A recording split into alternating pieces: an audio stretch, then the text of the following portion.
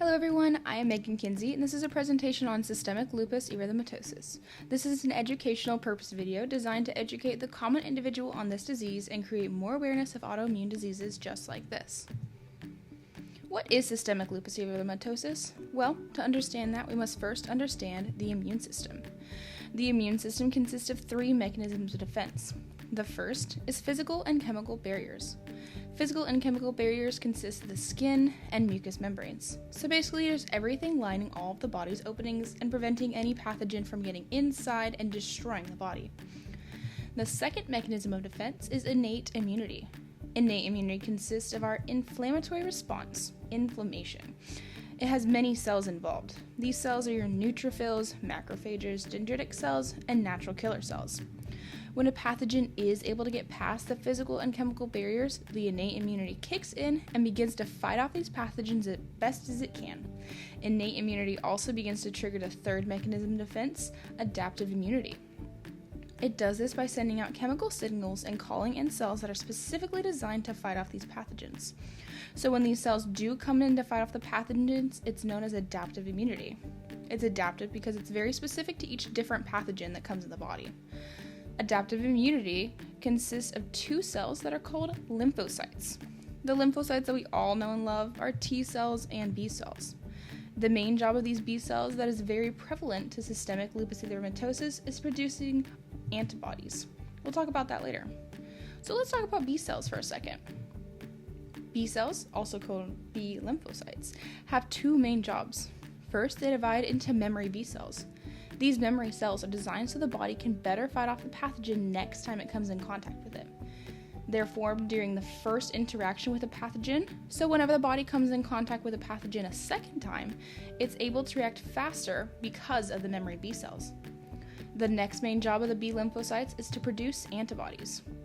Now, these antibodies are very important to the immune system because they first activate macrophages, which are cells that are able to ingest pathogens. They're also found in mucous membranes to fight off any pathogens. They produce allergic reactions to help your body fight off unknown substances. And they activate inflammation, which, remember, was our second line of defense.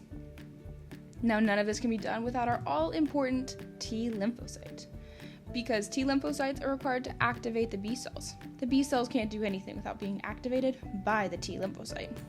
Not only do they activate the B cells, but they can also directly destroy infected cells themselves without having to be activated. They're very independent this way. They also have the very important job of distinguishing between self cells and non-self cells. They decide what gets destroyed and what doesn't. Now, why is the immune system so important to understand systemic lupus erythematosus?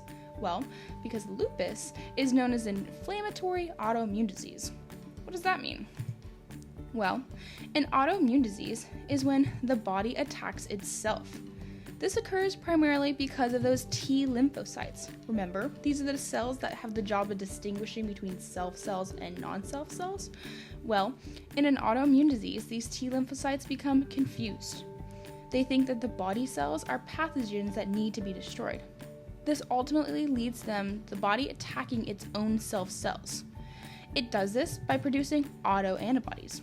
Remember, those antibodies are what are activated to kill? Well, autoantibodies do the exact same thing except against your own self cells instead of a pathogen. How does this happen? Well, this begins with a hyperactive B lymphocyte that produces excessive amount of antibodies against the self, or those autoantibodies that we talked about. The autoantibodies destroy the body's own self cells. Because the body is attacking its own self cells, then immune complexes form. These immune complexes are essentially just a combination of an autoantibody and the self cell molecule. Because of that, it triggers inflammation. That is why lupus is known as an inflammatory autoimmune disease, because it causes inflammation due to its autoimmune properties. Now, how does systemic lupus erythematosus affect the body? Lupus can essentially affect every single organ in the body because of its widespread inflammation. It can attack the body's lungs, brain, heart, and kidneys. Many signs and symptoms that you'll see in the lungs are pleuritis, which is inflammation of the lungs, decreased breath sounds due to that inflammation, and it can also lead to bacterial and viral infections such as pneumonia. The signs and symptoms that you'll see in the brain are facial weakness, numbness and tingling throughout the whole body, confusion, and in severe stages, seizures. In the heart, lupus can cause high blood pressure, dysrhythmias, which is abnormal heart rate, and swelling throughout the whole body. But some of the most severe symptoms that could possibly lead to death are in the kidney, because it can cause some increased urine production, kidney damage, and eventually kidney failure, because the body's eating away its own cells. The kidney failure will eventually lead to death in severe cases if it's not caught early enough. Now, the most common and classic signs of systemic lupus erythematosus is a rash throughout the entire body. This rash can be in a ring-like formation and is mostly seen on extremities such as the arms and legs. Individuals will also see a butterfly-shaped malar rash. This rash is going to be on the bridge of their nose and their cheeks. These skin lesions and malar rash are going to be the very first sign seen in most individuals.